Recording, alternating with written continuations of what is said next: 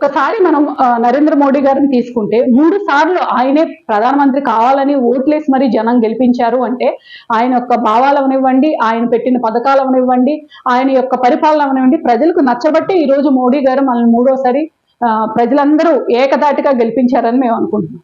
అలాగే ఇప్పుడు కూటమి ప్రభుత్వంలో కూడా మనందరం కూడా మనం చూసుకుంటే 100 రోజులు కంప్లీట్ అయ్యి ఏ పథకాలని అంటే మనం ఏవైతే ఎలక్షన్ టైంలో మనం ప్రజలకి ఇచ్చామో హామీలు అటన్నిటినీ నెరవేర్చే దిశగా కూటమి ప్రభుత్వం మన వరదల బాధ్యతలు తీసుకుంటే వెంటనే ప్రభుత్వం స్పందించి కేంద్ర ప్రభుత్వం నుంచి వరద బాధ్యతలకు నిధులు ఇవ్వడం అవనివ్వండి, పెన్షన్ పెంచుతామన్న పెన్షన్ అవనివ్వండి, అలాగే ముఖ్యంగా విద్యార్థులకు స్కిల్ డెవలప్మెంట్ అవనివ్వండి, వీటన్ని దిశగా కూడా ఈ కూటమి ప్రభుత్వం అనేది ఖచ్చితంగా కృషి చేస్తుంది. ఇంకా ముందు ముందు వచ్చిన 3 నెలల్లోనే ఇంత చేసిందంటే రాబో 5 సంవత్సరాల్లో కూడా ఇంకా యువతని అలాగే మన రైతులను అందరినీ ముందుకు తీసుకెళ్తాను గట్టి నమ్మకం అయితే నాకుంది.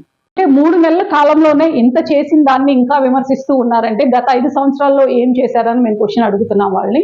ఎందుకంటే లాస్ట్ టైం చూసుకుంటే విద్యార్థులు ఒక్కళ్ళకి కూడా ఉద్యోగాలు లేవు.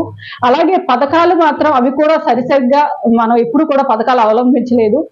దానికి వ్యతిరేకతతోనే ఈ రోజు 175 సీట్లు ఉన్నాయి అంటే గత ప్రభుత్వాన్ని ప్రజలు ఎంత వ్యతిరేకిస్తున్నారో అదే మనకు నిదర్శనం. ఇప్పుడు ఈ 3 నెలల్లోనే ఎన్ని అవంతరాలు వచ్చినా సరే, మనకి ప్రకృతి వైపరీత్యాలు వచ్చినా సరే వెనకడుగు వేయకుండా ముందుకు తీసుకెళ్తూ ఎన్డీఏ కూటమి అనేది సాగుతూ ఉంది.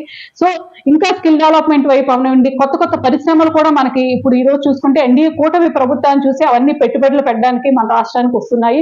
సో దీన్ని నేనైతే మన రాబో తరాలకి భవిష్యత్తు మంచిగా నిర్మిస్తే ఈ ప్రభుత్వం నిర్మిస్తుందని నమ్మకం అయితే గట్టిగా ఉంది.